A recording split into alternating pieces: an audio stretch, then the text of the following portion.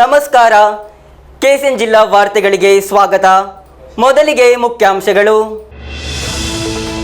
ಜಿಲ್ಲೆಯಲ್ಲಿ ವಿಧಾನಸಭಾ ಚುನಾವಣೆಗೆ ಸಿದ್ಧತೆಗಳು ಪೂರ್ಣಗೊಂಡಿವೆ. ಏಪ್ರಿಲ್ 9 ಗುರುವಾರ ಬೆಳಿಗ್ಗೆ 7ರಿಂದ ಸಂಜೆ 6ರವರೆಗೆ ಮತದಾನ ನಡೆಯಲಿದೆ. ನಡೆಯಿತು ಮತದಾನಕ್ಕೆ ಬೇಕಾದ ಮತಗಟ್ಟೆ ಸಾಮಗ್ರಿಗಳ ವಿತರಣಾ ಕಾರ್ಯ. ಜಿಲ್ಲೆಯ ಎಲ್ಲ ಮತಗಟ್ಟೆಗಳಲ್ಲಿ ವೆಬ್ ಕಾಸ್ಟಿಂಗ್ ವ್ಯವಸ್ಥೆಯ ಸ್ಥಾಪನೆ. ಮಂಜೇಶ್ವರದಲ್ಲಿ ಯುಡಿಎಫ್ ವಿರುದ್ಧ ನಕಲಿ ಮತದಾನದ ಬಗ್ಗೆ ಸುರೇಂದ್ರನ್ ಆರೋಪ. ದೇಶವನ್ನು ತಲುಪದ ಅನಿವಾಸಿ ಮತಗಳಿಗೆ ವ್ಯಾಪಕವಾಗಿ ನಕಲಿ ಮತಗಳನ್ನು ಹಾಕುವ ಪ್ರಯತ್ನ ನಡೆಯುತ್ತಿದೆ ಎಂದು ಚುನಾವಣಾ ಆಯೋಗಕ್ಕೆ ದೂರು. ಮತ ಪ್ರಚಾರದ ಅಂತಿಮ ಕ್ಷಣದಲ್ಲಿ ಮಸೀದಿಗೆ ಧಾವಿಸಿದ ಯುಡಿಎಫ್ ಕಾರ್ಯಕರ್ತರು. ಪಡನ್ನ ಮೂಸಹಜಿ ಮುಕ್ಕು ಸಲಾಫಿ ಮಸೀದಿಯಲ್ಲಿ ಧ್ವಜ ಹಾರಿಸುವ ಮೂಲಕ ಅಂತಿಮ ಪ್ರಚಾರದ ಕ್ಷಣಗಳು. ವಿಧಾನಸಭಾ ಚುನಾವಣೆಗೆ ಸಂಬಂಧಿಸಿದಂತೆ ಕಾಸರಗೋಡು ಜಿಲ್ಲೆಯಲ್ಲಿ ಜಾರಿಗೊಳಿಸಿದ ನಿಷೇಧಾಜ್ಞೆ. ಯಾವುದೇ ಅಹಿತಕರ ಘಟನೆಗಳು ನಡೆಯದಂತೆ ಏಪ್ರಿಲ್ 10 ಬೆಳಗ್ಗೆ 6 ಗಂಟೆಯವರೆಗೆ ಮುಂದುವರಿಕೆ. ವಾರ್ತೆಗಳು ವಿವರವಾಗಿ. ವಿಧಾನಸಭಾ ಚುನಾವಣೆಗೆ ಸಿದ್ಧತೆಗಳು ಪೂರ್ಣಗೊಂಡಿವೆ. ಏಪ್ರಿಲ್ 9ರಂದು ಬೆಳಿಗ್ಗೆ 7ರಿಂದ ಸಂಜೆ 6ರವರೆಗೆ ಮತದಾನ ನಡೆಯಲಿದೆ. ಮತದಾನ ದಿನದಂದು ಜಿಲ್ಲೆಯ ಎಲ್ಲ ಸರ್ಕಾರಿ ಹಾಗೂ ಖಾಸಗಿ ಸಂಸ್ಥೆಗಳಿಗೆ ರಜೆ ಘೋಷಿಸಲಾಗಿದೆ. ಏಪ್ರಿಲ್ 9ರಂದು ನಡೆಯಲಿರುವ ವಿಧಾನಸಭಾ ಚುನಾವಣೆಗೆ ಜಿಲ್ಲೆಯು ಸಜ್ಜಾಗಿದೆ. ಸಿದ್ಧತೆಗಳು ಪೂರ್ಣಗೊಂಡಿವೆ. 5 ಆಡಳಿತಾಧಿಕಾರಿಗಳು, ಉಪ ಆಡಳಿತಾಧಿಕಾರಿಗಳು, 23 ವಿವಿಧ ನೋಡಲ್ ಅಧಿಕಾರಿಗಳು ಮುಂತಾದವರು ಚುನಾವಣಾ ಪ್ರಕ್ರಿಯೆಯಲ್ಲಿ ಸಕ್ರಿಯರಾಗಿದ್ದಾರೆ ಎಂದು ಜಿಲ್ಲಾಧಿಕಾರಿ ಅರ್ಜುನ್ ಪಾಂಡ್ಯನ್ ಹೇಳಿದರು. ಏಪ್ರಿಲ್ 9 ಬೆಳಿಗ್ಗೆ 7ರಿಂದ ಸಂಜೆ 6ರವರೆಗೆ ಮತದಾನ ನಡೆಯಲಿದೆ. ಬೆಳಿಗ್ಗೆ 5:30ಕ್ಕೆ ಮೋಕ್ ಪೋಲ್ ಆರಂಭಿಸಲಾಗುತ್ತದೆ. ಮತದಾನದಂದು ಜಿಲ್ಲೆಯ ಎಲ್ಲ ಸರಕಾರಿ ಖಾಸಗಿ ಸ್ಥಾಪನೆಗಳಿಗೆ ರಜೆ ನೀಡಲಾಗಿದೆ. ಮತದಾನ ಸಾಮಗ್ರಿಗಳನ್ನು ವಿತರಣೆ ಮಾಡುವ ದಿನದಂದು ವಿಎಫ್ಸಿಗಳು ಸಜ್ಜೀಕರಿಸಲಾಗಿದ್ದು, ಜಿಲ್ಲೆಯ ಎಲ್ಲ ಮತದಾರರು ಮತದಾನದ പ്രക്രിയಯಲ್ಲಿ ഭാഗവഹിಸಿ മത ചലായിಸುವಂತೆ ജില്ലാധികാരി ಹೇಳಿದರು. പോസ്റ്റൽ ബാലറ്റിന് നമ്മൾ എടുക്കുകയാണെങ്കിൽ നമ്മൾ ഇപ്പോൾ 1242 വോട്ടാണ് പല വോട്ടർ ഫെസിലിറ്റേഷൻ സെന്റർ വഴി ചെയ്തിട്ടുള്ളത്. PVC വഴി ചെയ്തിട്ടുള്ള 1217 ചെയ്തിട്ടുള്ളത്. ഇനി ഒരുപാട് പേര് ചെയ്യാനുണ്ട്. കൂടുതലും പോസ്റ്റൽ ബാലറ്റ് എത്തിയിട്ടുണ്ട്. പക്ഷെ എല്ലാവരും ഈ 8ാം തീയതിക്ക് വെയിറ്റ് ചെയ്തിരിക്കുന്നവരുണ്ട്. പിന്നെ ഇപ്പോഴും പോസ്റ്റൽ ബാലറ്റുകൾ വന്നുകൊണ്ടിരിക്കുകയാണ്. നമ്മൾ മറ്റ് ജില്ലകളിൽ നിന്നൊക്കെ നമ്മളിപ്പോൾ കളക്ട് ചെയ്തുകൊണ്ടിരിക്കുകയാണ്. ചില ജില്ലകൾ നമ്മൾ തന്നെ നേരിട്ട് പോയിട്ട് കളക്ട് ചെയ്യുന്നുണ്ട്.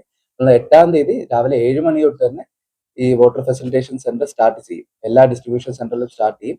കൂടുതലായിട്ടുള്ള പരമാവധി ടീം, ഏകദേശം ഒരു മിനിമം ഒരു 7 ടീമെങ്കിലും ഓരോ മണ്ഡലത്തിലും വെക്കാനാണ് നിർദ്ദേശം കൊടുത്തിട്ടുള്ളത്. എവിടേക്കാണ് കൂടുതൽ ആവശ്യമുള്ളത് ആ ഡിസ്ട്രിബ്യൂഷൻ സെന്ററിലെ സൗകര്യം അനുസരിച്ച് കൂടുതലായിട്ടുള്ള ടീമും നമ്മൾ സെറ്റപ്പ് ചെയ്യും. മോണിറ്റർ ചെയ്യും. ഇപ്പോൾ വെബ്കാസ്റ്റിംഗ് മുമ്പ് എങ്ങനെയാന്ന് പറഞ്ഞാൽ അകത്ത് മാത്രമാണുള്ളത്. ഇപ്രാവശ്യം പുറത്തുണ്ട്. ഇപ്പോൾ നമ്മളിപ്പോൾ നമ്മൾ ഓൾറെഡി എല്ലായിടത്തും ഇൻസ്റ്റാൾ ചെയ്ത് കഴിഞ്ഞു. ഇന്നത്തെ ദിവസം ട്രയൽ നടക്കും. നിങ്ങൾ ഏതെങ്കിലും ബൂത്ത് വിസിറ്റ് ചെയ്യുകയാണെങ്കിൽ മനസ്സിലാവും അകത്തും ക്യാമറയുണ്ട്, പുറത്തും ക്യാമറയുണ്ട്. അതൊന്ന്. പിന്നെ നമ്മൾ ആ മോണിറ്റർ ചെയ്യുന്ന ജില്ലാ കൺട്രോൾ റൂമിൽ നിന്ന് അത് മോണിറ്റർ ചെയ്യുന്നത് ഈ ഫോഴ്സുകളുണ്ട്. പിന്നെ എന്തെങ്കിലും നടപടിയൊന്നും നമ്മൾ സ്വീകരിക്കുക. പ്രത്യേകമായിട്ട് അതാ പറഞ്ഞു, ഓരോ പാർട്ടീസിനെയും ഫീഡ്ബാക്ക് എടുത്തിട്ട് അതും കൂടെ നമ്മൾ ലിസ്റ്റിൽ ഉൾപ്പെടുത്താൻ വേണ്ടി നമ്മൾ ശ്രമിച്ചിട്ടുണ്ട്. ಮತಗಟ್ಟೆಗಳಲ್ಲಿ ಮೊಬೈಲ್ ಬಳಕೆಗೆ ನಿಷೇಧವಿದ್ದು, ಎಲ್ಲಾ ಮತಗಟ್ಟೆಗಳಲ್ಲಿ ಮೊಬೈಲ್ ಕಾಯ್ದಿರಿಸಲು ಪೌಚುಗಳನ್ನು ಸ್ಥಾಪಿಸಲಾಗಿದ್ದು, ಮತಗಟ್ಟೆಯು ಒಳಗೂ ಹೊರಗೂ ಕ್ಯಾಮೆರಾಗಳಿಂದ ಕೂಡಿದ ವೆಬ್ ಕಾಸ್ಟಿಂಗ್ ಅನ್ನು ಸ್ಥಾಪಿಸಲಾಗಿದೆ. ಸ್ತ್ರೀಗಳು ಮಾತ್ರ ಅಧಿಕಾರಿಗಳಾಗಿರುವ 5 ಪಿಂಕ್ ಮತಗಟ್ಟೆಗಳು, 1 ದಿವ್ಯಾಂಗ ಸೌಹಾರ್ದತೆಯ ಮತಗಟ್ಟೆ ಜಿಲ್ಲೆಯಲ್ಲಿದೆ. 20% ರಿಸರ್ವ್ಗಳಿಂದ 5504 ಮತದಾನಾಧಿಕಾರಿಗಳನ್ನು ನೇಮಿಸಲಾಗಿದೆ. ಇದರಲ್ಲಿ 60% ಮಹಿಳೆಯರಾಗಿದ್ದಾರೆ. ಜಿಲ್ಲೆಯಲ್ಲಿ 116 ಸೆಕ್ಟರಲ್ ಅಧಿಕಾರಿಗಳನ್ನು ನೇಮಿಸಲಾಗಿದೆ ಎಂದು ಜಿಲ್ಲಾಧಿಕಾರಿ ಹೇಳಿದರು. ಮತದಾನದಂದು 72 ಗಂಟೆಗಳ ಕಾಲ ಮುನ್ನೆಚ್ಚರಿಕೆಯಿಂದ ಪೊಲೀಸ್ ಕಾರ್ಯಾಚರಣೆ ನಡೆಸುತ್ತದೆ. ದುರ್ಘಟನೆಯನ್ನು ಪರಿಹರಿಸಲು ಕ್ವಿಕ್ ರೆಸ್ಪಾನ್ಸ್ ಸ್ಕೀಮ್ ಕಾರ್ಯನಿರ್ವಹಿಸುತ್ತದೆ. ಜಿಲ್ಲೆಯಲ್ಲಿ ಒಟ್ಟಾಗಿ 1992 ಪೊಲೀಸ್ ಅಧಿಕಾರಿಗಳನ್ನು ನೇಮಿಸಲಾಗಿದೆ. ಸೆಂಟ್ರಲ್ ಆ್ಯಂಡ್ ಫೋರ್ಸ್ ಕಬಿನಿ ಜಿಲ್ಲೆಗೆ ಆಗಮಿಸಿದೆ. ಅವರ 780 ಅಧಿಕಾರಿಗಳನ್ನು ಬಳಸಲಾಗುತ್ತಿದೆ. ಮಾತ್ರವಲ್ಲದೆ ಕೇಂದ್ರ ಸೈನ್ಯವು, BSF, ಕಬಿನಿಯು ಸೇರಿದಂತೆ 16 ಕಬಿನಿಗಳು ಜಿಲ್ಲೆಗೆ ಆಗಮಿಸಿದೆ. ಇವರು ವಿವಿಧ ಪ್ರದೇಶಗಳಲ್ಲಿ ರೂಟ್ ಮಾರ್ಚ್ ನಡೆಸಿದರು. ಕಾಸರಗೋಡು ಜಿಲ್ಲೆಯಲ್ಲಿ 5 ವಿಧಾನಸಭಾ ಕ್ಷೇತ್ರಗಳಿಂದ 11,03,618 ಮತದಾರರಿದ್ದಾರೆ. ಇದರಲ್ಲಿ 5,44,543 ಪುರುಷರು, 5,53,063 ಮಹಿಳೆಯರು, 12 ಟ್ರಾನ್ಸ್ಜೆಂಡರ್ ಒಳಗೊಂಡಿದ್ದಾರೆ. ಜಿಲ್ಲೆಯಲ್ಲಿ 1,141 ಮತದಾನ ಗಟ್ಟೆಗಳಿವೆ. ಜಿಲ್ಲೆಯಲ್ಲಿ ವಿವಿಧ ವಿಧಾನಸಭಾ ಕ್ಷೇತ್ರಗಳಿಂದಾಗಿ 32 ಅಭ್ಯರ್ಥಿಗಳು ಕಣದಲ್ಲಿದ್ದಾರೆ. ಹೆಚ್ಚು ಅಭ್ಯರ್ಥಿಗಳು ಮಂಜೇಶ್ವರ ವಿಧಾನಸಭಾ ಕ್ಷೇತ್ರದಲ್ಲಾಗಿದೆ. ಕಡಿಮೆ ಅಭ್ಯರ್ಥಿಗಳು ಕಾಂಜಂಗಾಡು ವಿಧಾನಸಭಾ ಕ್ಷೇತ್ರದಲ್ಲಾಗಿದೆ. ಮಂಜೇಶ್ವರ ವಿಧಾನಸಭಾ ಕ್ಷೇತ್ರದಲ್ಲಿ 11 ಅಭ್ಯರ್ಥಿಗಳು, ಕಾಸರಗೋಡು ವಿಧಾನಸಭಾ ಕ್ಷೇತ್ರದಲ್ಲಿ 5, ಉದುಮ ವಿಧಾನಸಭಾ ಕ್ಷೇತ್ರದಲ್ಲಿ 6, ಕಾಞಂಗಾಡು ವಿಧಾನಸಭಾ ಕ್ಷೇತ್ರದಲ್ಲಿ 4, ತ್ರಿಕ್ಕರಿಪುರ ವಿಧಾನಸಭಾ ಕ್ಷೇತ್ರದಲ್ಲಿ 6 ಅಭ್ಯರ್ಥಿಗಳು ಕಣದಲ್ಲಿದ್ದಾರೆ. ಜಿಲ್ಲೆಯಲ್ಲಿ ಮನೆ ಮತದಾನವು ಪೂರ್ಣಗೊಂಡಿದೆ. ಮನೆ ಮತದಾನದಲ್ಲಿ 6,679 ಮಂದಿ ಮತದಾನಗೈದಿದ್ದಾರೆ. 98.11% ಮತದಾನ ನಡೆದಿದೆ. ದಿವ್ಯಾಂಗರಿಗೂ 85 ವರ್ಷ ಮೇಲ್ಪಟ್ಟವರಿಗೂ ಮನೆ ಮತದಾನ ನಡೆದಿರುವುದು. ಜಿಲ್ಲೆಯಲ್ಲಿ 85 ವರ್ಷ ಮೇಲ್ಪಟ್ಟವರು 3,189 ಮಂದಿ, 3,490 ಮಂದಿ ದಿವ್ಯಾಂಗರು ಮತ ಚಲಾಯಿಸಿದ್ದಾರೆ. ಮಂಜೇಶ್ವರ ವಿಧಾನಸಭಾ ಕ್ಷೇತ್ರದಲ್ಲಿ 85 ವರ್ಷಕ್ಕಿಂತ ಮೇಲ್ಪಟ್ಟ 341 ಮಂದಿಯೂ, ದಿವ್ಯಾಂಗರಾದ 642 ಮಂದಿ ಮನೆ ಮತದಾನ ನಡೆಸಿದರು. ಕಾಸರಗೋಡು ವಿಧಾನಸಭಾ ಕ್ಷೇತ್ರದಲ್ಲಿ 341 ಮಂದಿ 85 ವರ್ಷ ಮೇಲ್ಪಟ್ಟವರು ಹಾಗೂ 540 ಮಂದಿ ದಿವ್ಯಾಂಗರು ಮತ ಚಲಾಯಿಸಿದ್ದಾರೆ. ಉದುಮ ವಿಧಾನಸಭಾ ಕ್ಷೇತ್ರದಲ್ಲಿ 648 ಮಂದಿ 85 ವರ್ಷಕ್ಕಿಂತ ಮೇಲ್ಪಟ್ಟವರು, 879 ಮಂದಿ ದಿವ್ಯಾಂಗರು ಮನೆ ಮತದಾನಗೈದರು. ಕಾಞಂಗಾಡು ವಿಧಾನಸಭಾ ಕ್ಷೇತ್ರದಲ್ಲಿ 923 ಮಂದಿ 85 ವರ್ಷಕ್ಕಿಂತ ಮೇಲ್ಪಟ್ಟವರು, 718 ಮಂದಿ ದಿವ್ಯಾಂಗರು ಮತ ಚಲಾಯಿಸಿದರು. ತ್ರಿಕ್ಕರಿಪುರ ವಿಧಾನಸಭಾ ಕ್ಷೇತ್ರದಲ್ಲಿ 933 ಮಂದಿ 85 ವರ್ಷ ಮೇಲ್ಪಟ್ಟವರು, 711 ಮಂದಿ ದಿವ್ಯಾಂಗರು ಮನೆ ಮತದಾನಗೈದರು. 2 ಮತದಾನಾಧಿಕಾರಿಗಳು, ಮೈಕ್ರೋ ಅಬ್ಸರ್ವರ್, ಪೊಲೀಸ್ ಅಧಿಕಾರಿ, ಬೂತ್ ಅಧಿಕಾರಿ ಮುಂತಾದವರು ಮನೆ ಮತದಾನದಲ್ಲಿ ಭಾಗವಹಿಸಿದ್ದರು. ರ್ಯಾಂಡಮೈಸೇಷನ್ ಮೂಲಕ ಮತದಾನಾಧಿಕಾರಿಗಳನ್ನು ಆಯ್ಕೆ ಮಾಡಲಾಗಿರುವುದು. ಕಾಞಂಗಾಡು ತ್ರಿಕ್ಕರಿಪುರದಲ್ಲಿ 30 ಮಂದಿ, ಉದುಮದಲ್ಲಿ 28, ಕಾಸರಗೋಡು ಮಂಜೇಶ್ವರ ವಿಧಾನಸಭಾ ಕ್ಷೇತ್ರಗಳಲ್ಲಿ 17ರಂತೆ ಮತದಾನ ಗುಂಪುಗಳನ್ನು ನಿಯೋಜಿಸಲಾಗಿದೆ. 3,281 ಮಂದಿ 85 ವರ್ಷ ಕಳೆದವರು, 3,529 ಮಂದಿ ದಿವ್ಯಾಂಗರಿಗೆ ಮನೆ ಮತದಾನ ನಡೆದಿರುವುದು. ಮರಣ ಹೊಂದಿದವರು, ಸ್ಥಳಾಂತರಗೊಂಡವರು, ಕಾರಣಾಂತರಗಳಿಂದ ದೂರ ಉಳಿದವರಿಗೆ ಮನೆ ಮತದಾನ ಪ್ರಯೋಜನಕಾರಿಯಾಗಿಲ್ಲ. ಜಿಲ್ಲೆಯಲ್ಲಿ ಒಟ್ಟಾಗಿ ಆಕ್ಸಿಲರಿ ಮತಗಟ್ಟೆಗಳು ಸೇರಿದಂತೆ 1,146 ಮತಗಟ್ಟೆಗಳು ಮತದಾನಕ್ಕಾಗಿ ಪೂರ್ಣ ಸಿದ್ಧತೆಗೊಂಡಿವೆ. ಮತದಾನ ಯಶಸ್ಸುಗೊಳಿಸಲು ಜಿಲ್ಲಾಡಳಿತ, ಚುನಾವಣಾ ಆಯೋಗವು ಉತ್ತಮ ಸೌಕರ್ಯವನ್ನು ಸಿದ್ಧಪಡಿಸಿದೆ.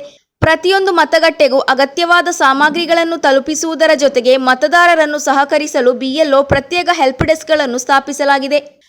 ರ್ಯಾಂಪ್ ಸೌಲಭ್ಯಗಳು, ನಿರಂತರ ವಿದ್ಯುತ್ ಸರಬರಾಜು, ಕುಡಿಯುವ ನೀರು, ತಾಯಂದಿರು ತಮ್ಮ ಶಿಶುಗಳಿಗೆ ಹಾಲುಣಿಸಲು ಫೀಡಿಂಗ್ ರೂಮ್ಗಳಂತಹ ಎಲ್ಲ ಮೂಲಭೂತ ಸೌಲಭ್ಯಗಳನ್ನು ಎಲ್ಲ ಮತಗಟ್ಟೆಗಳಲ್ಲಿ ಖಾತ್ರಿಪಡಿಸಲಾಗಿದೆ. ಈ ಬಾರಿ ದಿವ್ಯಾಂಗ ಚೇತನರಿಗೆ ಉತ್ತಮ ಸೌಲಭ್ಯಗಳನ್ನು ಒದಗಿಸಲಾಗಿದೆ. ವೀಲ್ಚೇರ್ ಸೌಕರ್ಯ, ಮತದಾನ ಪ್ರಕ್ರಿಯೆಯಲ್ಲಿ ಸಹಾಯ ಮಾಡಲು ಪ್ರತಿ ವಿಶೇಷ ಸಿಬ್ಬಂದಿಯನ್ನು ನಿಯೋಜಿಸಲಾಗಿದೆ. ಪ್ರಜಾಪ್ರಭುತ್ವ ಪ್ರಕ್ರಿಯೆಯ ಭಾಗವಾಗಲು ಬರುವ ಮೊದಲ ಬಾರಿಗೆ ಮತದಾನ ಮಾಡುವ ಮತದಾರರಿಗೆ ಸಿಹಿ ತಿಂಡಿಗಳೊಂದಿಗೆ ಸ್ವಾಗತಿಸಲು ಸಹ ನಿರ್ಧರಿಸಲಾಗಿದೆ. ಚುನಾವಣಾ ಪ್ರಕ್ರಿಯೆಯನ್ನು ವೇಗಗೊಳಿಸಲು ಹಾಗೂ ಅಧಿಕಾರಿಗಳಿಗೆ ಬೆಂಬಲ ನೀಡಲು ವಾಲಂಟಿಯರ್ಸ್ಗಳು ಮತಗಟ್ಟೆಗಳಲ್ಲಿ ಲಭ್ಯವಿರುತ್ತಾರೆ.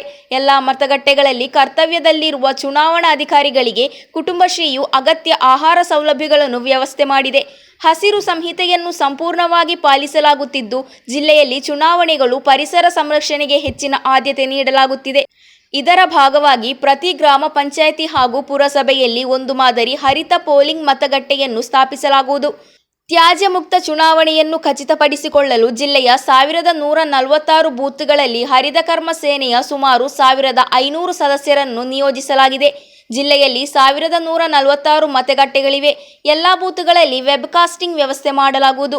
ಏಪ್ರಿಲ್ 9ರ ಬೆಳಿಗ್ಗೆ ಮೋಕ್ ಪೋಲಿಂಗ್ ಆರಂಭಿಸುವುದು. ಬಳಿಕ ಮತದಾನ ಪ್ರಾರಂಭವಾಗುತ್ತದೆ. ಮತದಾನ ಕೊನೆಗೊಂಡು ಮತಯಂತ್ರಗಳ ಪ್ಯಾಕೇಜಿಂಗ್ ವರೆಗಿನ ಮತಗಟ್ಟೆಗಳಲ್ಲಿನ ಪ್ರಕ್ರಿಯೆಗಳನ್ನು ಕಲೆಕ್ಟರೇಟ್ನಲ್ಲಿರುವ ಕಂಟ್ರೋಲ್ ರೂಮ್ನಲ್ಲಿ ನೇರ ಪ್ರಸಾರ ವೀಕ್ಷಿಸಲಾಗುತ್ತದೆ. ಜಿಲ್ಲೆಯ 268 ಕ್ರಿಟಿಕಲ್ ಮತಗಟ್ಟೆಗಳಲ್ಲಿ ಭದ್ರತೆಯನ್ನು ಬಲಪಡಿಸಲಾಗುವುದು. ಕೇಂದ್ರ ಸೇನೆಗಳಾದ BSF, CISF, Tamil Nadu special police, Maharashtra special police, SSBಗಳು ಎಂಬಿ ಫೋರ್ಸ್ಗಳು ಸೇವೆ ಸಲ್ಲಿಸುತ್ತಿವೆ.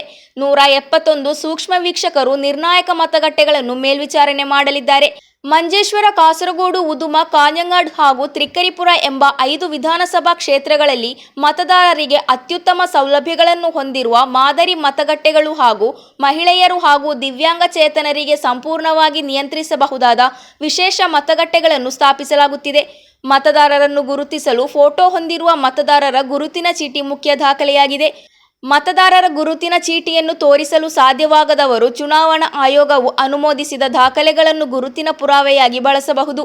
ಆಧಾರ್ ಕಾರ್ಡ್, ಮಹಾತ್ಮ ಗಾಂಧಿ ರಾಷ್ಟ್ರೀಯ ಉದ್ಯೋಗ ಖಾತರಿ ಯೋಜನೆಯ ಗುರುತಿನ ಚೀಟಿ, ಬ್ಯಾಂಕ್ ಅಥವಾ ಅಂಚೆ ಕಚೇರಿಯಿಂದ ನೀಡಲಾದ ಫೋಟೋ ಹೊಂದಿರುವ ಗುರುತಿನ ಚೀಟಿ, ಕಾರ್ಮಿಕ ಸಚಿವಾಲಯದ ಯೋಜನೆಯಡಿಯಲ್ಲಿ ನೀಡಲಾದ ಆರೋಗ್ಯ ರಕ್ಷಣಾ ಸ್ಮಾರ್ಟ್ ಕಾರ್ಡ್, ಚಾಲನಾ ಪರವಾನಗಿ, ಪ್ಯಾನ್ ಕಾರ್ಡ್, ರಾಷ್ಟ್ರೀಯ ಜನಸಂಖ್ಯಾ ನೋಂದಣಿ ಅಡಿಯಲ್ಲಿ ಭಾರತೀಯ ರಿಜಿಸ್ಟ್ರಾರ್ ಜನರಲ್ ನೀಡಿದ ಸ್ಮಾರ್ಟ್ ಕಾರ್ಡ್, ಭಾರತೀಯ ಪಾಸ್ಪೋರ್ಟ್, ಫೋಟೋ ಹೊಂದಿರುವ ಪಿಂಚಣಿ ದಾಖಲೆ, ಕೇಂದ್ರ ರಾಜ್ಯ ಸಾರ್ವಜನಿಕ ವಲಯ ಮತ್ತು ಸಾರ್ವಜನಿಕ ಸೀಮಿತ ಕಂಪನಿಗಳ ಉದ್ಯೋಗಿಗಳಿಗೆ ನೀಡಲಾದ ಸೇವಾ ಗುರುತಿನ ಚೀಟಿ, ಸಂಸದರು ಮತ್ತು ಶಾಸಕರಿಗೆ ನೀಡಲಾದ ಅಧಿಕೃತ ಗುರುತಿನ ಚೀಟಿ ಮತ್ತು ಭಾರತ ಸರ್ಕಾರದ ಸಾಮಾಜಿಕ ನ್ಯಾಯ ಮತ್ತು ಸಬಲೀಕರಣ ಸಚಿವಾಲಯ ನೀಡಿದ ವಿಶೇಷ ದಿವ್ಯಾಂಗ ಗುರುತಿನ ಚೀಟಿಯನ್ನು ಸಹ ಗುರುತಿನ ಪುರಾವೆಯಾಗಿ ಪ್ರಸ್ತುತಪಡಿಸುವ ಮೂಲಕವೂ ಮತ ಚಲಾಯಿಸಬಹುದು. News bureau, Kasaragod. ಮತದಾನಕ್ಕೆ ಬೇಕಾದ ಮತಗಟ್ಟೆ ಸಾಮಗ್ರಿಗಳ ವಿತರಣಾ ಕಾರ್ಯ ನಡೆಯಿತು. ಜಿಲ್ಲೆಯ ಎಲ್ಲ ಮತಗಟ್ಟೆಗಳಲ್ಲಿ ಈಗಾಗಲೇ ವೆಬ್ ಕಾಸ್ಟಿಂಗ್ ವ್ಯವಸ್ಥೆಯನ್ನು ಸ್ಥಾಪಿಸಲಾಗಿದೆ. ಕಾಸರಗೋಡು ಹಾಗೂ ಮಂಜೇಶ್ವರ ಕ್ಷೇತ್ರಗಳ ಮತದಾನ ಸಾಮಗ್ರಿಗಳ ವಿತರಣೆಯನ್ನು ಕಾಸರಗೋಡು ಸರ್ಕಾರಿ ಕಾಲೇಜಿನಲ್ಲಿ, ಉದುಮ ವಿಧಾನಸಭಾ ಕ್ಷೇತ್ರದ ಮತದಾನ ಸಾಮಗ್ರಿಗಳ ವಿತರಣೆಯನ್ನು ನಾಯ್ಮರ್ಮೂಲೆ TIHSನಲ್ಲಿ, ಕಾಂಜಂಗಾಡ್, ತ್ರಿಕರಿಪುರ ವಿಧಾನಸಭಾ ಕ್ಷೇತ್ರಗಳ ಮತದಾನ ಸಾಮಗ್ರಿಗಳ ವಿತರಣೆಯನ್ನು ದುರ್ಗಾ ಹೈಯರ್ ಸೆಕೆಂಡರಿ ಶಾಲೆಯಲ್ಲಿ ನಡೆಸಲಾಯಿತು. ಸಾರ್ವತ್ರಿಕ ಚುನಾವಣೆಗೆ ಸಂಬಂಧಿಸಿದಂತೆ ಜಿಲ್ಲಾ ಪಂಚಾಯತಿನಲ್ಲಿ ಸ್ಥಾಪಿಸಲಾದ ವೆಬ್ ಕಾಸ್ಟಿಂಗ್ ನಿಯಂತ್ರಣ ಕೊಠಡಿಗೆ ಜಿಲ್ಲಾಧಿಕಾರಿ ಅರ್ಜುನ್ ಪಾಂಡ್ಯನ್ ಭೇಟಿ ನೀಡಿ ಚಟುವಟಿಕೆಗಳನ್ನು ಪರಿಶೀಲಿಸಿದರು. ಪಾರದರ್ಶಕ ಹಾಗೂ ಸುರಕ್ಷಿತ ಚುನಾವಣಾ ಪ್ರಕ್ರಿಯೆಯನ್ನು ಖಚಿತಪಡಿಸಿಕೊಳ್ಳುವ ಭಾಗವಾಗಿ ವಿಸ್ತೃತ ಸೌಲಭ್ಯಗಳೊಂದಿಗೆ ನಿಯಂತ್ರಣ ಕೊಠಡಿಯನ್ನು ಸ್ಥಾಪಿಸಲಾಗಿದೆ. ಜಿಲ್ಲೆಯ ಎಲ್ಲ ಮತಗಟ್ಟೆಗಳಲ್ಲಿ ವೆಬ್ ಕಾಸ್ಟಿಂಗ್ ವ್ಯವಸ್ಥೆಯನ್ನು ಈಗಾಗಲೇ ಸ್ಥಾಪಿಸಲಾಗಿದೆ. ಮತದಾನದ ದಿನದಂದು ಎಲ್ಲ ಮತಗಟ್ಟೆಗಳು, ಬೂತ್ ಆವರಣಗಳು ಈ ವ್ಯವಸ್ಥೆಯ ಮೂಲಕ ಜಿಲ್ಲಾ ಚುನಾವಣಾ ಅಧಿಕಾರಿಗಳ ನೇರ ವೀಕ್ಷಣೆಯಲ್ಲಿರುತ್ತದೆ. ಭದ್ರತಾ ವ್ಯವಸ್ಥೆಗಳು ಹಾಗೂ ಮತದಾನ ಕಾರ್ಯವಿಧಾನಗಳನ್ನು ಇದರ ಮೂಲಕ ಸೂಕ್ಷ್ಮವಾಗಿ ನಿರ್ಣಯಿಸಬಹುದು. ಜಿಲ್ಲಾ ಪಂಚಾಯತ್ ಕಾರ್ಯದರ್ಶಿ S Biju, web casting nodal ಅಧಿಕಾರಿ ಎಸ್ ಪ್ಯಾಂಟಿನ್ ಕಾರ್ನೆಸ್, ಜಿಲ್ಲಾ ಮಾಹಿತಿ ಅಧಿಕಾರಿ ಎಂ ಮಧುಸೂದನ್, IT ನೋಡಲ್ ಅಧಿಕಾರಿ ಕೆ ಲೀನಾ ಮುಂತಾದವರು ಉಪಸ್ಥಿತರಿದ್ದರು. News bureau, Kasaragod. ಮಂಜೇಶ್ವರದಲ್ಲಿ UDF ವಿರುದ್ಧ ನಕಲಿ ಮತದಾನದ ಬಗ್ಗೆ ಸುರೇಂದ್ರನ್ ಆರೋಪ. ದೇಶವನ್ನು ತಲುಪದ ಅನಿವಾಸಿ ಮತಗಳಿಗೆ ವ್ಯಾಪಕ ನಕಲಿ ಮತಗಳನ್ನು ಹಾಕುವ ಪ್ರಯತ್ನ ನಡೆಯುತ್ತಿದೆ ಎಂಬುದು ಸುರೇಂದ್ರನ್ ದೂರು. ಈ ಬಗ್ಗೆ ಸುರೇಂದ್ರನ್ ಚುನಾವಣಾ ಆಯೋಗಕ್ಕೆ ದೂರು ನೀಡಿದ್ದಾರೆ. ಅದೇ ಸಮಯದಲ್ಲಿ UDF ಆರೋಪಗಳನ್ನು ನಿರಾಕರಿಸಿದೆ. ಸೋಲಿನ ಭಯದಿಂದ ಸುರೇಂದ್ರನ್ ಇಂತಹ ಆರೋಪಗಳನ್ನು ಮಾಡುತ್ತಿದ್ದಾರೆ ಎಂದು AKM ಅಶ್ರಫ್ ಹೇಳಿದರು. ಮಂಜೇಶ್ವರದಲ್ಲಿ UDF ವಿರುದ್ಧ ಗಂಭೀರ ಆರೋಪಗಳೊಂದಿಗೆ ಕೆ ಸುರೇಂದ್ರನ್, ಮಂಜೇಶ್ವರದಲ್ಲಿ ಮುಸ್ಲಿಂ ಲೀಗ್ ವ್ಯಾಪಕವಾಗಿ ನಕಲಿ ಮತದಾನದಲ್ಲಿ ತೊಡಗಿಕೊಂಡಿದೆ ಎಂದು ಕೆ ಸುರೇಂದ್ರನ್ ದೂರಿದ್ದಾರೆ. ಮಂಜೇಶ್ವರ, ಕುಂಬ್ಳೆ, ಮಂಗಲ್ಪಾಡಿ, ವರ್ಕಾಡಿ ಪಂಚಾಯಿತಿಗಳಲ್ಲಿ ಅನಿವಾಸಿ ಮತದಾರರ ಸ್ಲಿಪ್ ಸಂಗ್ರಹಿಸಿ ನಕಲಿ ಮತದಾನ ಮಾಡುವ ಕ್ರಮ ಕೈಗೊಳ್ಳಲಾಗುತ್ತಿದೆ ಎಂದು ಕೆ ಸುರೇಂದ್ರನ್ ಹೇಳಿದ್ದಾರೆ. ಮುಸ್ಲಿಂ ಲೀಗ್ ಮಾತ್ರ ಪ್ರಭಾವ ಹೊಂದಿರುವ 33 ಬೂತುಗಳಲ್ಲಿ ಇಂತಹ ನಕಲಿ ಮತದಾನಕ್ಕೆ ಪ್ರಯತ್ನಿಸಲಾಗುತ್ತಿದೆ ಎಂದು ಕೆ ಸುರೇಂದ್ರನ್ ಹೇಳಿದರು. ಜಿಲ್ಲಾಡಳಿತ ಈ ಬೂತುಗಳ ಮೇಲೆ ಕಟ್ಟುನಿಟ್ಟಾಗಿ ನಿಗಾ ಇಡಬೇಕು, ಬೂತುಗಳಲ್ಲಿ ಹೆಚ್ಚಿನ ಪಡೆಗಳನ್ನು ನಿಯೋಜಿಸಬೇಕು ಎಂದು ಕೆ ಸುರೇಂದ್ರನ್ ಒತ್ತಾಯಿಸಿದರು. ಯಾವುದೇ ಕ್ರಮ ಕೈಗೊಳ್ಳದಿದ್ದರೆ ಪಾರದರ್ಶಕ ಚುನಾವಣೆ ಇರುವುದಿಲ್ಲ ಎಂದು ಕೆ ಸುರೇಂದ್ರನ್ ಹೇಳಿದರು. ಚುನಾವಣೆಯಲ್ಲಿ ಸೋಲು ಖಚಿತವಾದ ಬಳಿಕ ಮುಸ್ಲಿಂ ಲೀಗ್ ನಕಲಿ ಮತದಾನ ಮಾಡಲು ಪ್ರಯತ್ನಿಸುತ್ತಿದೆ. BLOಗಳು ವಿದೇಶದಲ್ಲಿರುವವರ ಮಾಹಿತಿಯನ್ನು ತಕ್ಷಣ ಚುನಾವಣಾ ಅಧಿಕಾರಿಗಳಿಗೆ ಹಸ್ತಾಂತರಿಸಬೇಕೆಂದು NDA ಚುನಾವಣಾ ಸಂಚಾಲಕ ವಿಜಯ್ ಕುಮಾರ್ ರೈ ಹೇಳಿಕೆಯಲ್ಲಿ ತಿಳಿಸಿದ್ದಾರೆ. UDF ಸದಸ್ಯರು ನಕಲಿ ಮತಗಳಲ್ಲಿ ಮತ ಚಲಾಯಿಸಲು ಪ್ರಯತ್ನಿಸಿದರೆ ಬಲವಾದ ಪ್ರತಿಭಟನೆ ನಡೆಸಲಾಗುವುದು. ವಿದೇಶದಲ್ಲಿರುವವರ ಸ್ಲಿಪ್ ಲೀಗ್ ಸದಸ್ಯರಿಗೆ ಹಸ್ತಾಂತರಿಸಿದ BLOಗಳ ವಿರುದ್ಧ ಕ್ರಮ ಕೈಗೊಳ್ಳಬೇಕೆಂದು ವಿಜಯ್ ಕುಮಾರ್ ರೈ ಒತ್ತಾಯಿಸಿದರು. ಅದೇ ಸಮಯದಲ್ಲಿ UDF ಆರೋಪವನ್ನು ನಿರಾಕರಿಸಿತು.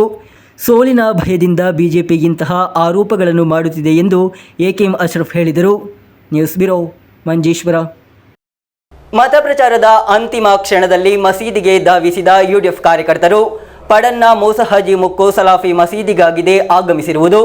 ಮುಸ್ಲಿಂ ಲೀಗ್ ಹಾಗೂ INTUC ಧ್ವಜಗಳನ್ನು UDF ಕಾರ್ಯಕರ್ತರು ಹಾರಿಸಿರುವ ದೃಶ್ಯಗಳು ಈಗ ಹೊರಬಂದಿವೆ.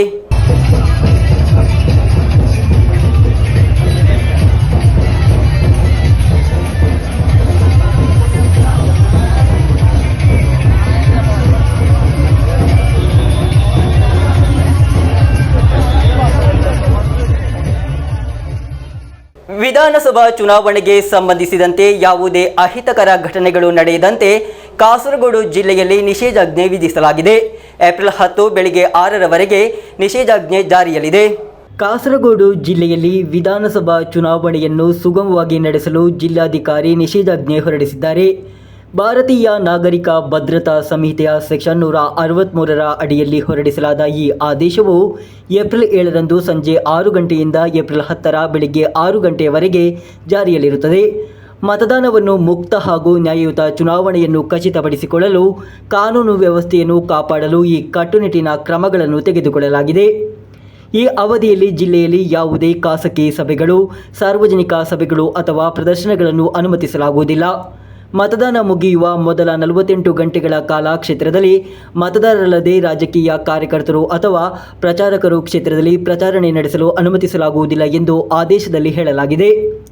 ಯಾವುದೇ ರೀತಿಯ ಧ್ವನಿವರ್ಧಕಗಳ ಬಳಕೆಯ ಮೇಲೂ ಕಟ್ಟುನಿಟ್ಟಿನ ನಿಷೇಧವಿದೆ. ನಿರೀಕ್ಷಕರು, ಚುನಾವಣಾ ಅಧಿಕಾರಿಗಳನ್ನು ಹೊರತುಪಡಿಸಿ ಬೇರೆ ಯಾರಿಗೂ ಮತಗಟ್ಟೆಗಳ ಒಳಗೆ ಮೊಬೈಲ್ ಫೋನ್ ಅಥವಾ ವೈರ್ಲೆಸ್ ಸೆಟ್ಗಳನ್ನು ಬಳಸಲು ಅನುಮತಿಸಲಾಗುವುದಿಲ್ಲ. ಮತಗಟ್ಟೆಯಿಂದ 100 ಮೀಟರ್ ವ್ಯಾಪ್ತಿಯಲ್ಲಿ ಅಭ್ಯರ್ಥಿಗಳ ಚುನಾವಣಾ ಬೂತುಗಳನ್ನು ಸ್ಥಾಪಿಸುವುದನ್ನು ನಿಷೇಧಿಸಲಾಗಿದೆ. ಆದಾಗ್ಯೂ ಈ ಆದೇಶವು ಸಾರ್ವಜನಿಕರ ಸಾಮಾನ್ಯ ಜೀವನ ಅಥವಾ ಕೆಲಸದ ಮೇಲೆ ಪರಿಣಾಮ ಬೀರುವುದಿಲ್ಲ. ಮದುವೆ, ಅಂತ್ಯಕ್ರಿಯೆ ಅಥವಾ ಇತರ ಖಾಸಗಿ ಆಚರಣೆಗಳಿಗೆ ಮತಗಳನ್ನು ನೋಂದಾಯಿಸಲು ಹೋಗುವುದಕ್ಕೆ ಈ ನಿರ್ಬಂಧಗಳು ಅನ್ವಯಿಸುವುದಿಲ್ಲ. ಭಾರತೀಯ ದಂಡ ಸಂಹಿತೆಯ ಸೆಕ್ಷನ್ 206ರ ಅಡಿಯಲ್ಲಿ ಆದೇಶವನ್ನು ಉಲ್ಲಂಘಿಸಿದವರ ವಿರುದ್ಧ ಕಠಿಣ ಕಾನೂನು ಕ್ರಮ ಕೈಗೊಳ್ಳಲಾಗುವುದೆಂದು ಜಿಲ್ಲಾಧಿಕಾರಿ ಅರ್ಜುನ್ ಪಾಂಡ್ಯನ್ ಘೋಷಿಸಿದರು. ಏಪ್ರಿಲ್ 9ರಂದು ಜಿಲ್ಲೆಯ ವಿವಿಧ ಕ್ಷೇತ್ರಗಳಲ್ಲಿ ಮತದಾನ ನಡೆಯಲಿದೆ. News bureau, Kasaragod. ಜಾತಿ ಪ್ರಮಾಣ ಪತ್ರಗಳನ್ನು ನೀಡುವಲ್ಲಿ ನಿರ್ಲಕ್ಷ್ಯ ವಹಿಸಿರುವುದರಿಂದ ಸಮುದಾಯದ ಸದಸ್ಯರಿಗೂ ಹಾಗೂ ಮಕ್ಕಳಿಗೆ ಶೈಕ್ಷಣಿಕ ಅಗತ್ಯಗಳಿಗೆ ಬೇಕಾದ ಸವಲತ್ತುಗಳು ಕುಂಠಿತವಾಗುತ್ತದೆ ಎಂದು ಪರಿವಾರ ಬಂಟ ಸಮಾಜ ಎಡ ಹಾಗೂ ಬಲ ಸರ್ಕಾರಗಳ ನಾಯಕರಿಗೆ ಮನವಿ ಸಲ್ಲಿಸಿದರೂ ಸಮಸ್ಯೆ ಬಗೆಹರಿದಿಲ್ಲ. ಆದ್ದರಿಂದ ಈ ಬಾರಿ ಚುನಾವಣೆಯಲ್ಲಿ ಕಾಸರಗೋಡು ಜಿಲ್ಲೆಯ ಬಿಜೆಪಿ ಅಭ್ಯರ್ಥಿಗಳನ್ನು ಬೆಂಬಲಿಸುತ್ತೇವೆ ಎಂದು ಪದಾಧಿಕಾರಿಗಳು ಸುದ್ದಿಗೋಷ್ಠಿಯಲ್ಲಿ ತಿಳಿಸಿದರು. ಜಾತಿ ಪ್ರಮಾಣ ಪತ್ರಗಳನ್ನು ನೀಡುವಲ್ಲಿ ನಿರ್ಲಕ್ಷ್ಯ ವಹಿಸಿರುವುದರಿಂದ ಪರಿವಾರ ಬಂಟ ಸಮಾಜವು 2014ರಿಂದ ಪಡೆಯುತ್ತಿರುವ ಹಿಂದುಳಿದ ವರ್ಗಗಳ ಸವಲತ್ತುಗಳನ್ನು ಪ್ರಸ್ತುತ ಪಡೆಯಲಾಗುತ್ತಿಲ್ಲ ಎಂದು ಪದಾಧಿಕಾರಿಗಳು ಹೇಳಿದರು. ಸಮುದಾಯದ ಸದಸ್ಯರು ಹಾಗೂ ಅವರ ಮಕ್ಕಳಿಗೆ ದೈನಂದಿನ ಅಗತ್ಯಗಳಿಗೆ ಪ್ರಮಾಣ ಪತ್ರಗಳನ್ನು ಪಡೆಯಲು ದೊಡ್ಡ ತೊಂದರೆಯನ್ನುಂಟಾಗುತ್ತಿದೆ. ಜಾತಿ ಪ್ರಮಾಣ ಪತ್ರಗಳಿಗಾಗಿ ಅಕ್ಷಯ ಕೇಂದ್ರಗಳನ್ನು ಸಂಪರ್ಕಿಸುವಾಗ ರಾಜ್ಯ ಐಟಿ ಸೆಲ್ ಪಟ್ಟಿಯಲ್ಲಿ ಜಾತಿ ಹೆಸರು ಲಭ್ಯವಿಲ್ಲ. ಇದರಿಂದಾಗಿ ಸಮುದಾಯದ ಸದಸ್ಯರು ಹಾಗೂ ಮಕ್ಕಳು ಶೈಕ್ಷಣಿಕ ಹುದ್ದೆಗಳಿಗಾಗಿ, ಇತರ ಉದ್ದೇಶಗಳಿಗಾಗಿ ಪಡೆಯಬೇಕಾದ ಸವಲತ್ತುಗಳಿಗೆ ಅಡ್ಡಿಯಾಗುತ್ತಿದೆ.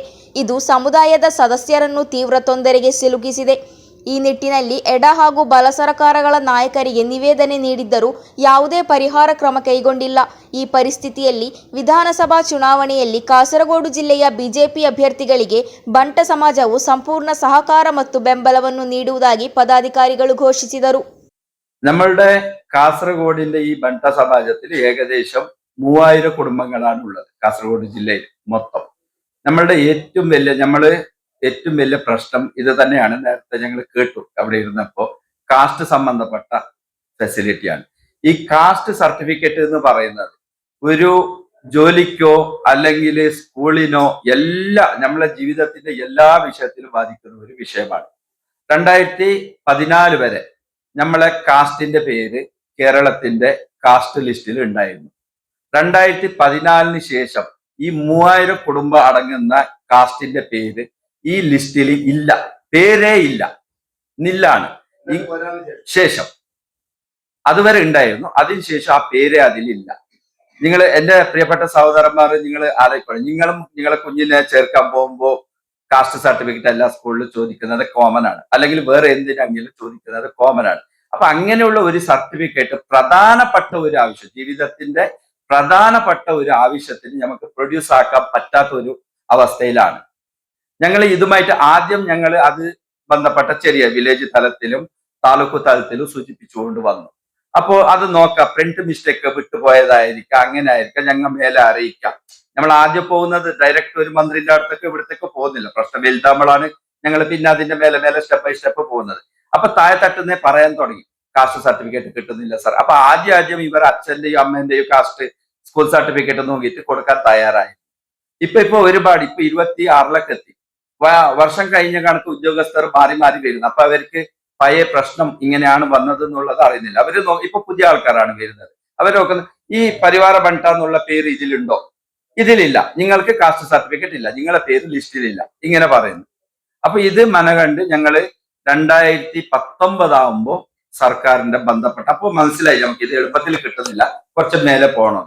സർക്കാരിൽ ബന്ധപ്പെട്ട വിഭാഗത്തിലേക്ക് അതിന് വേണ്ട അപേക്ഷകൾ കൊടുത്തു. അത് നമ്മളെ മൊബൈലിലുണ്ട്. ആ കൊടുത്ത ഗസറ്റഡിന്റെ നമ്പറൊക്കെ ഉണ്ട്, കൊടുത്തു, ഡോക്യുമെന്റ്. അത് കൊടുത്തതിന് ശേഷം സർക്കാരിൽ നിന്ന് നോക്കാന്ന് പറഞ്ഞു.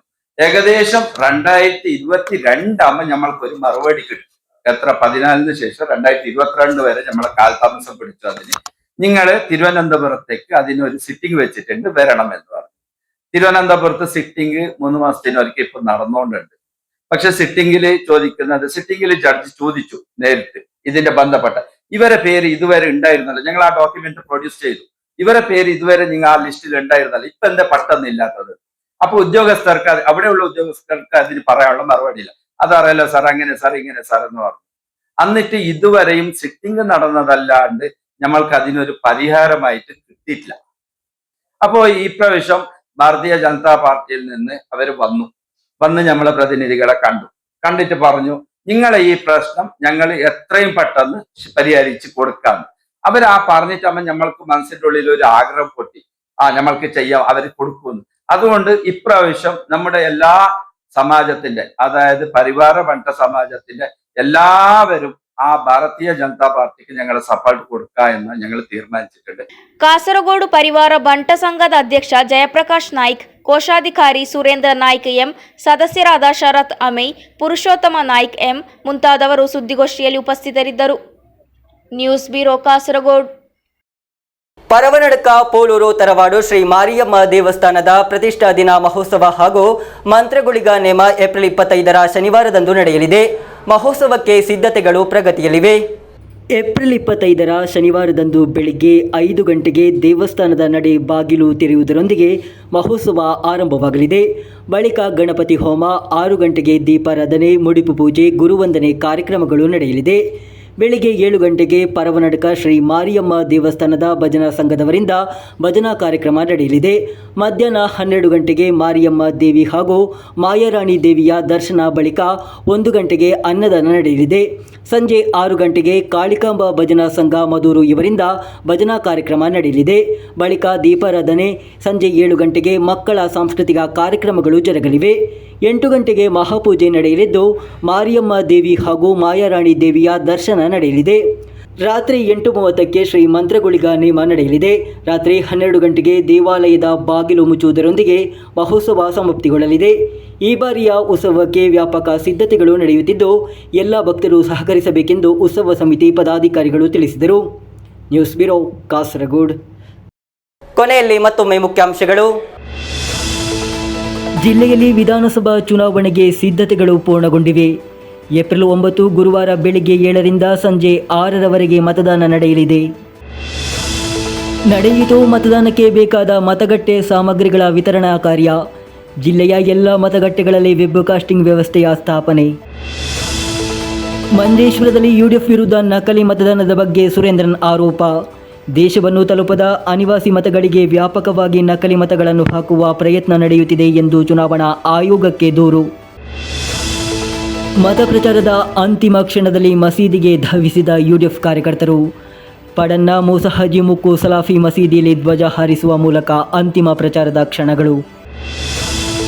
ವಿಧಾನಸಭಾ ಚುನಾವಣೆಗೆ ಸಂಬಂಧಿಸಿದಂತೆ ಕಾಸರಗೋಡು ಜಿಲ್ಲೆಯಲ್ಲಿ ಜಾರಿಗೊಳಿಸಿದ ನಿಷೇಧಾಜ್ಞೆ. ಯಾವುದೇ ಅಹಿತಕರ ಘಟನೆಗಳು ನಡೆಯದಂತೆ ಏಪ್ರಿಲ್ 10 ಬೆಳಿಗ್ಗೆ 6 ಗಂಟೆಯವರೆಗೆ ಮುಂದುವರಿಕೆ. ಇಂದಿನ ವಾರ್ತಾ ಸಂಚಿಕೆ ಇಲ್ಲಿಗೆ ಮುಕ್ತಾಯವಾಯಿತು. ಮುಂದಿನ ವಾರ್ತಾ ಸಂಚಿಕೆಯೊಂದಿಗೆ ಮತ್ತೆ ಭೇಟಿಯಾಗೋಣ. ವಂದನೆಗಳು.